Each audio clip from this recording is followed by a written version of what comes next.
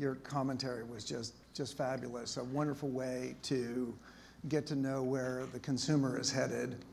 And I'm going to try to build on that by talking a little bit about how the world of retail, or what I really call commerce, is going to evolve. I've really lost the word retail in my vocabulary. And the significance of that statement is I believe we're headed towards a generation of much more purpose-built stores, much more purpose-built delivery networks. And in that context, we're going to need, that is, anyone who's in this commerce marketplace world we're headed into, we're going to need much more purpose-built products. I'd like, secondly, to say that I think I'm contradicting Scott a little bit here, but why not? Keep it interesting. But the point is that I think there's never been a better time to be an entrepreneur. I think this is a world where there's such significant change, and whenever there's disruption, there's opportunities to grow and go.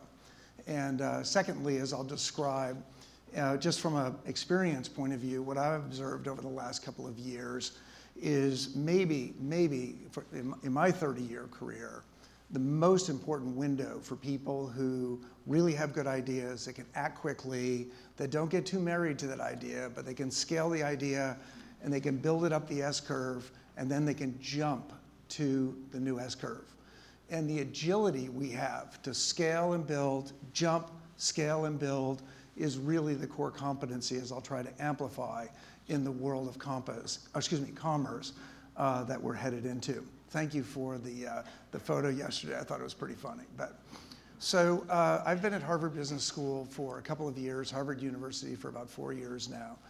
And I'm currently building a curriculum around the future of commerce. And this is related to an initiative called the Future of Work. And those two things go pretty closely together. My thesis is you can't describe what the new roles and what the new work is going to be in any organization until you understand what the activities are. And in order to understand the activities, you need to have a sense of what the business model is. Said more simply, what I'm really trying to understand is, where will the capital go? How will companies allocate and reallocate capital? And secondly, where will they go with talent? What type of skill sets, roles that we're going to need, not just in the current organization, but I'm trying to really observe and memorialize in these cases what those transformations are. Maybe the most important case of the three that you see here is the one on the right called China Commerce.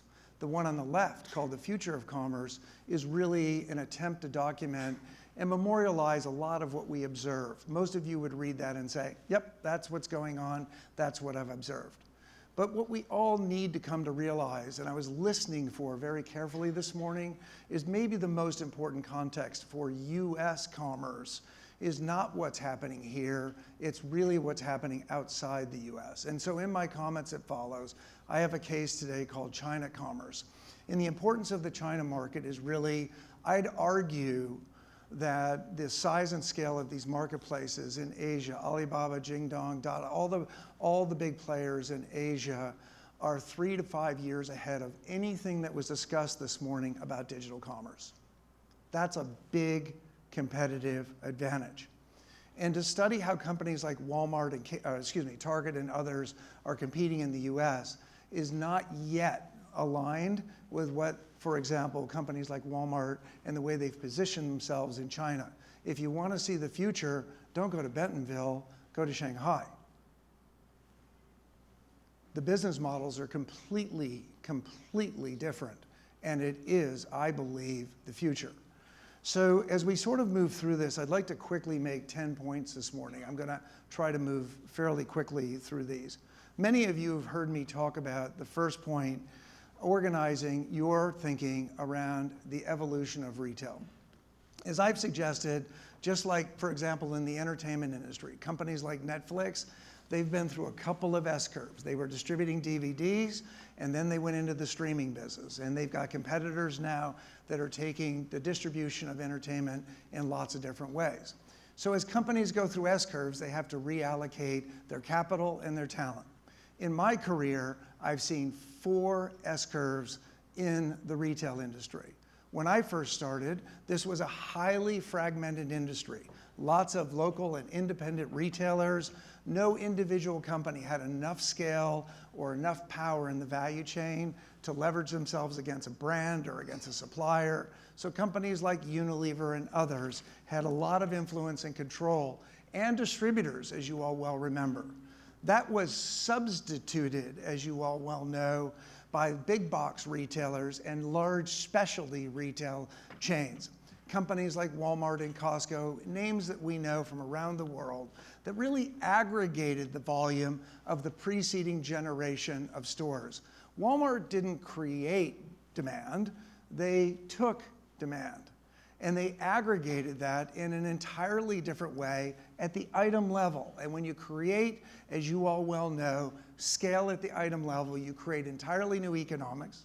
And with those economics, they could, as you all well know, drive higher volumes, lower costs, lower price, which in turn, as you know, set up really the first flywheel that all of us were exposed to. But maybe what the most important transition in my life has been the digital transformation, and that's what I simply call Generation 3 retailing. This is when our products, our consumers, really became digitized and connected with new digital competitors.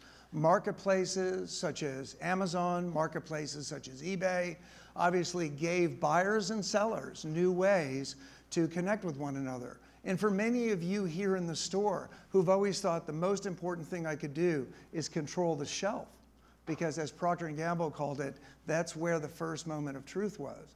What we really saw in the world of Amazon and eBay was we saw consumers moving from the shelf as the first and most important moment to other places, to search, for example, for medical advice, all the good points that Wendy has pointed out to us today.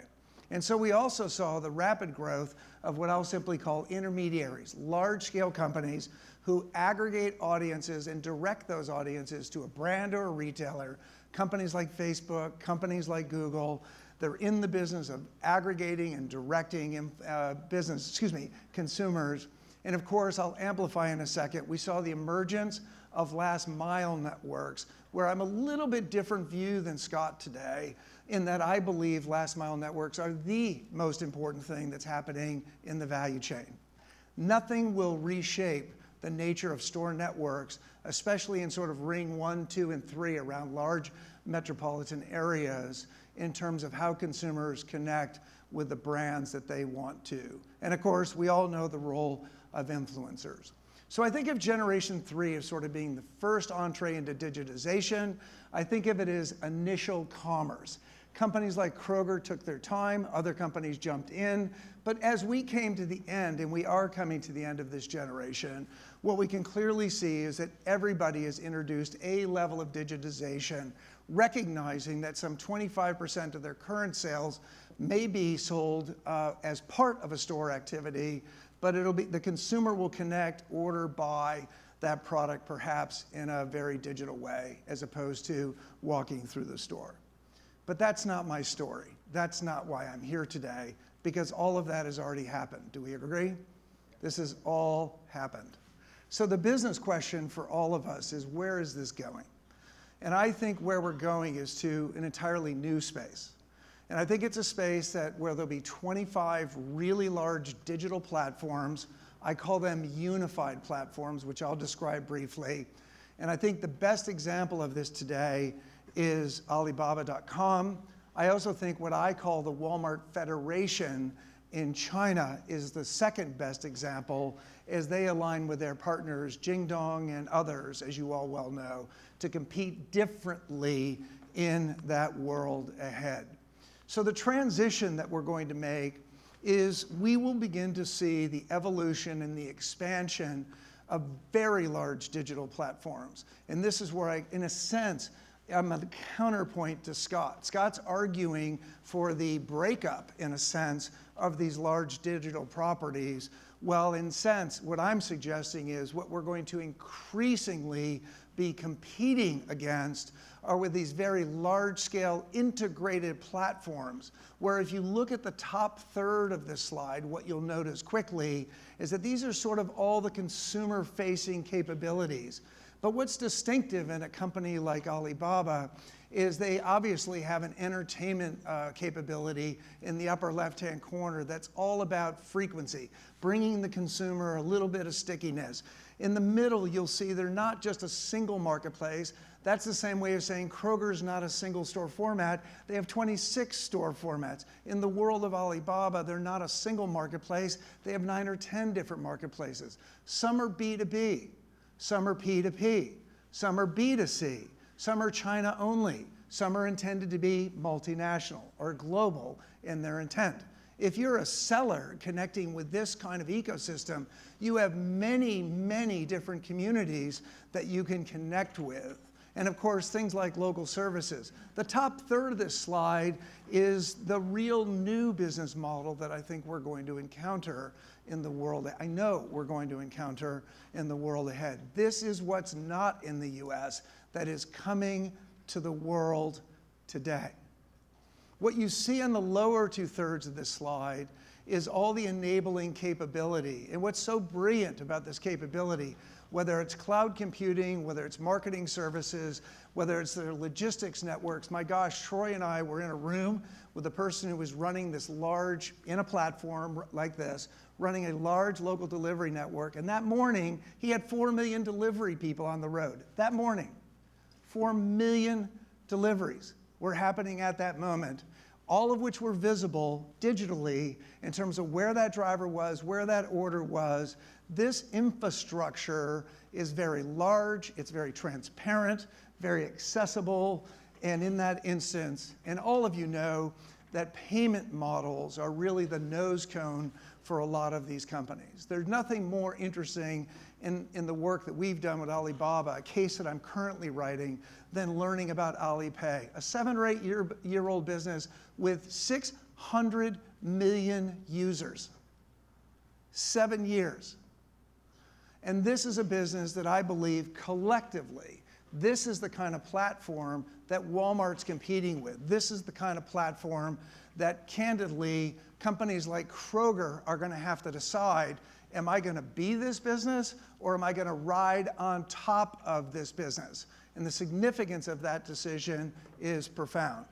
One morning we were in one of the operation centers and we had a chance at this moment, point number 2 here, just to see the scale of these marketplaces. And I took a short video because this was a globe that was turning. And interestingly enough, at that morning, at that time, every one of those green pixels represented a consumer. There was 1.025 billion users that morning. A large number of them are obviously in China, but you'll notice the Philippines and Japan, and if you look in the upper left-hand corner, you'll see most of Europe is lit up with people that are engaging with a part of this platform. Exactly the same thing happens when we go down the road to Tencent and we walk into their room on each of these large applications, 325 million, 360 million actives online at that moment. Who has 360 million people in your stores right now? So the importance of this is that we're moving to a very different world. A third feature of this new world are what's called unified apps or super apps. What super apps do is they take all those apps that are on your phone and they roll it into one app. And you know what? From a consumer point of view, this is really good because you can just swipe between your apps. If you're reading about something in social where Wendy said this is the suit to get down because I need an upgrade, I don't know. But the point is that if Wendy tells me that, I can swipe through, see what she likes, and I can click from social right into commerce with just a couple of swipes. When you have unification within one digital ecosystem, it is a significant game player. I took this picture of a friend of mine's phone without sort of delaying here. What I want you to notice are all the folders on her phone. Secondly, what I want you to notice is all the logos that you've grown to know, your Facebook logo, your Twitter logo, all those things are unified.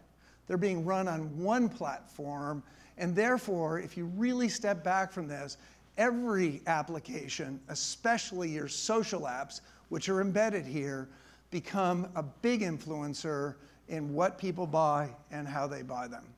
A fourth point. What sits behind all of these large-scale apps is what's called unified data, unified consumer IDs, which is generally your phone number. And those unified IDs, no matter where you show up in the ecosystem, give you great traceability. I'd like to emphasize this is permissioned traceability. Consumers saying, yes, I'm okay with you tracking my data because I see the benefits that I get from the traceability is greater than perhaps what some people consider to be privacy risks. Traceability allows me as a marketer to bring my spending and my inventory much closer to where the consumer physically is when she's making a product choice. Let me demonstrate. If you look at companies like Walmart here in the US, I think that this Bossa Nova is perhaps one of the most significant implementations in the US today. This thing runs up and down the aisle 3 times a day. It is a persistent inventory taking device. It is a device that will, in the future, increasingly, in an automated way, run all ordering. Secondly, it's a device that in the future will run all labor scheduling. So in other words, a prioritized labor schedule to a 4-foot section or a 12-foot section in a very logical way with a tagged individual working in our store, latitude and longitude. We will know exactly where to deploy the work against the highest value opportunity. These kind of data sets are moving us into this world, and I really think this is again, one of the most important attributes of G4, as I call it, is the implicit and the explicit use of data and algorithms. I don't know how many of you have a data and algorithmic roadmap for your company. I'm currently writing a case on what the baseline should be. So if I walked in your company, what should I expect to see from a demand point of view, from a supply point of view, and from an enterprise point of view? Here's the statement I'd like to make that will be true in 2 years. There's very few of you in the future will have even 1/3 of the people that you currently have in the order to cash cycle. Planners, all of this, we're getting to a point with automation and with forecasting so that we can really get a great sense of demand at the customer level, at the store level. And because we have devices such as the robot you saw in the aisle of the store, we have persistent inventory in the front room and the back room. And just think about the power of that data if you're a big supplier who has the ability to interact with that data, and how that goes back upstream into your own production and your own forecasting. Now imagine a day where there's no humans that do that. It's bot to bot. Bot to bot. I send a bot into your enterprise, it looks at your data, it creates a forecast, it comes back and sprays the implications of that forecast back into my organization. AI is going to be, in the next couple of years, as I suggest, redefining. It'll reduce inventory levels, it's going to speed up production, and it's going to allow companies to be much, much, much more responsive. The 6th point I'd like to make is around mini apps. Who's heard of mini apps? Anybody? So mini apps are very lightweight apps. Lightweight apps. They are, what that means is there's lightweight code. So the implication is they're very easy to use. So I'm in Alibaba, I just open up my phone, and I decide, as you can see here in the second screen, I open up my app, and I just see a menu in front of me, and one of those menu items says mini programs. And I click on my mini program, and there's thousands of mini programs. So I can say to it, I want to just see the ones that are nearby, companies that are nearby. Or I'm looking for things to eat. I'm looking for entertainment. Anything that I might want to look.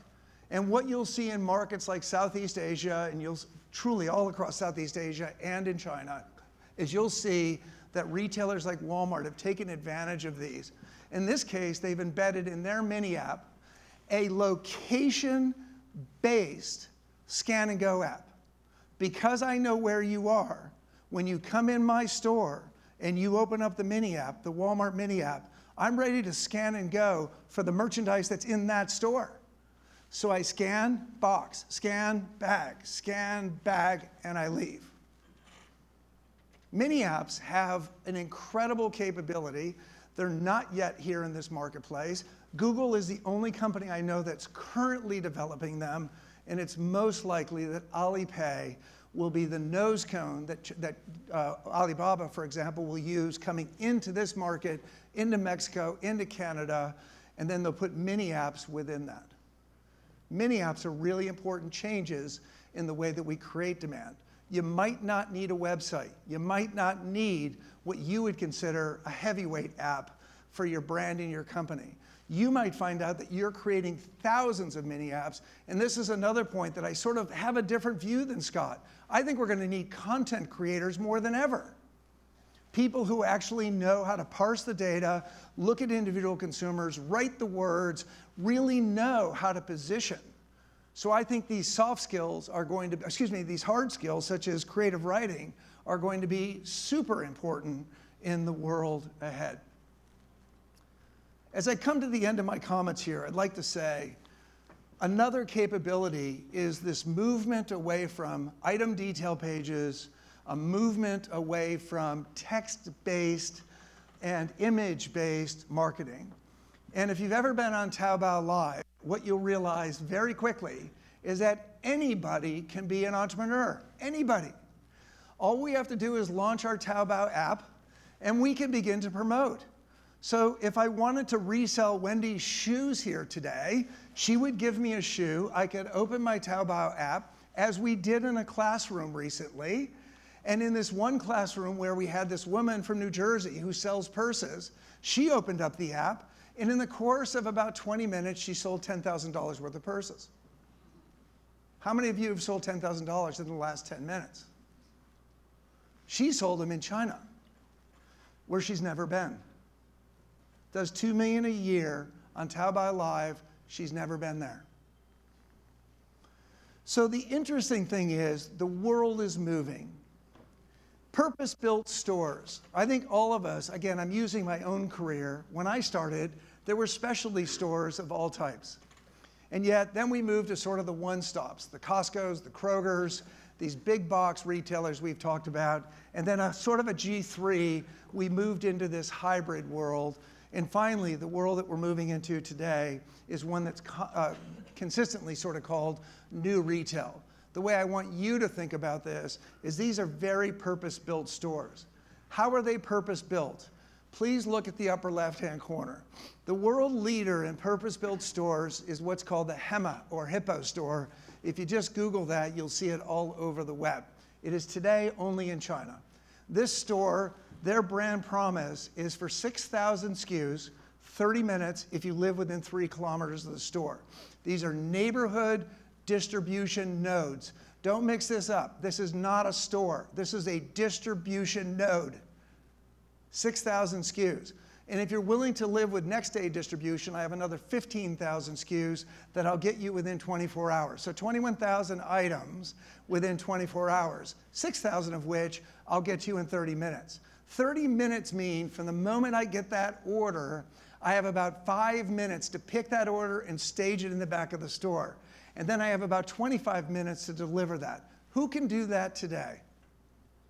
Now, we won't see this unfold in exactly the same way, but the elegance of these stores, these purpose-built stores, is they begin with an Uber network. They begin with the notion that that last mile delivery, in whatever form it takes, is going to happen in the world. Delivery is here to stay.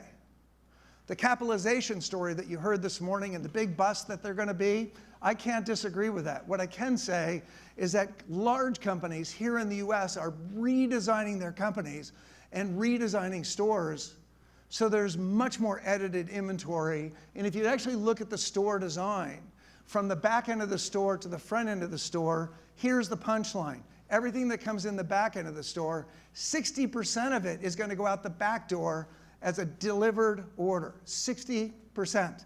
I'm going to do 250,000 digital orders a month per store. Does everyone have those numbers? In a 3-kilometer radius around that store. So I receive as every store does here in the US, but what's different is so much merchandise makes a U-turn. Some of it moves into what's called the mini pick area, where it's just a pick and pack area in the back of the store, and some of it goes out onto the sales floor. And in my short time today, we can't fully explore this, but what I want you to recognize is there's no retailer in North America that I'm aware of that isn't studying how to reshape their current store in order to accomplish effectively this same transition. If you look at the back rooms in what's called these mini pick centers, what you'll see is here's the 6,000 items that are the most frequently purchased items, and they never make it onto the sales floor. Why would I pay to merchandise which is going to be picked by my own people and delivered out the back of the store? And lastly, what I want to call out for you is maybe truly in my journey and learning and discovering here is that what I find so darn interesting in great companies such as Walmart, they're not just competing and designing themselves for this new world that I'm describing, but they're actually readying their people for this world.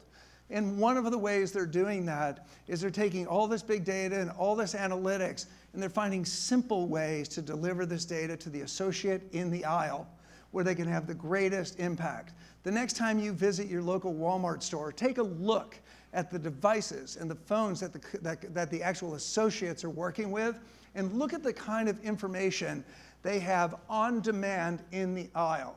It's these kind of transitions where they move to one way of working. Not every store manager makes it up. One way of working, and instead of training the associates, we're going to build the procedure and the data into the app. And the app is going to direct the workforce where to go, what the task is, when you begin it, when you finish it. And that's the world that we're headed into. Yesterday I saw this, it was being sent to me 20 times about this new store that was being talked about at this industry conference, and I kind of had, my reaction was, this is the solution that I described where we already have thousands of these in China. This is a store that's purpose-built, it's got a level of digitization, has a level of distribution built into it, that when a consumer comes into this store, effectively, we have traceability, we have engagement, we can promote to that consumer at the point of consumption. The world ahead, folks, is going to be a very interesting world. I'd like to finish where I started. Everybody, there's never been a better time to be an entrepreneur. Never. The second thing I'd like to say is that there's never been a time where you really had to be an entrepreneur. You don't have a choice. Because micro brands of all type are going to be popping up around you, and those micro brands are going to take temporary positionings, a conversation for another day, just designed to take share away from particular brands, and not even maybe in a permanent way. It could be in a temporary way, because these are people that are willing to jump from one S-curve to another very quickly. I hope this was helpful. Thank you very much.